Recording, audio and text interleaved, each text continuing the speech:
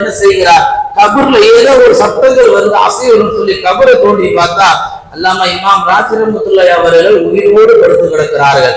இந்த வரலாற்றின் வழியாக அல்லாஹ் சொல்ல வருவது, இங்கு உயிர் வாழ்வதும் இங்கு மரணித்து போவதும் இயற்கை பேரிடர்கள் அல்ல, ரப்பாகிய நான் மட்டும்தான் என்பதை அல்லாஹ் இங்க தெளிவாக பதிவு செய்கிறார். ஒரு சில விஷயங்களை சொல்லி நிறைவுக்கு வருகிறேன். இந்த இயற்கையான பேரிடர்கள் இந்த மண்ணிலே அவ்வப்போது ஏற்படுவதற்கு காரணம் தெரியுமா? முதல்ல சர்வசாதாரணமா எல்லாரும் இன்னைக்கு நம்ம பார்க்கிறோம், தலாக்க சர்வசாதாரணமா கொடுக்கிறோம். அதே போல ஓரிரை சேர்க்கை, ஆண்களோடு சேர்வது, பெண்களோடு சேர்வது ஹராம் இன்றைக்கு மஹல்லாக்களிலே சர்வசாதாரணமாக நடக்கிறது. மார்க்க கல்வி பேருக்கு தான் மக்கள் மதரசா இருக்கு ஊர்கள்ல, எந்த பிள்ளைகளும் ஓதுறது கிடையாது. துனியா கல்விக்கு முக்கியத்துவம், மார்க்க கல்வி மங்கி போய் கொண்டிருக்கிறது. அல்லாஹ் தந்த அந்த நியாமத்துக்களை உலகத்துல அனுபவித்துக் கொண்டு அல்லாஹ்வுக்கு நன்றி செலுத்தாம வாழ்ந்து கொண்டிருப்பது. அது மட்டுமல்ல, முஸ்லிம்கள் வீட்டு வாசல்ல வட்டிக்கு விடக்கூடிய வந்து நிற்கிறார்கள். இன்னும் ஒரு படி முஸ்லிம்களே வட்டிக்கு விடுகிறார்கள். இது எத்தனையோ நடக்குது. ஒரு வீட்டுல சொல்றாங்க உங்க ஆளுங்க தான் விடுறாங்க அப்படின்னு. கேட்க எவ்வளவு கேவலமா இருக்கு. வாங்குற காலம் போய் கொடுக்கிற காலம் வந்து விட்டது. இப்படி ஒவ்வொரு தவறான நிகழ்வுகளும் இந்த மண்ணில் அரங்க அல்லாஹ் என்ன செய்வான், தன்னுடைய பாணியில் அவன் தண்டிக்கத்தான் செய்வான்.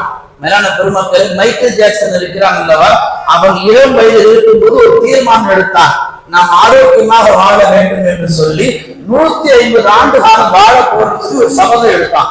அப்படி சபதம் எடுத்ததுல அமெரிக்காவில பெரிய பெரிய டாக்டர்கள் கூப்பிட்டு தன் வீட்டுல தினம் பராமரிக்க ஆட்களை வைத்தான்.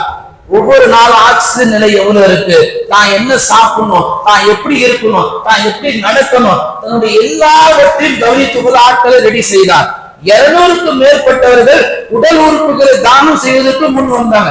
எல்லா வசதி வாய்ப்பை பயன்படுத்தி 150 ஆண்டு காலம் வாழ்வதற்கு முயற்சி செய்த மைக்கேல் ஜாக்சன் 50வது வயதில் அவன் இதயம் நின்று போகிறது. மரணத்தை எதிர்த்து வாழ வேண்டும் என்று முன் வந்த அவனுக்கு அல்லாஹ் 50 வயசுல ஒரு இதயத்தை பாடிட்டான். இவையெல்லாம் சொல்வதற்கு காரணம் என்ன? இங்கு வாழ்வதும் மௌத்தாகுவதும் அல்லாஹ்வுடைய நாட்டத்தில் இருக்கிறது. அல்லாஹ் தரக்கூடிய இந்த அபாய எச்சரிக்கையில் இருக்கிறது.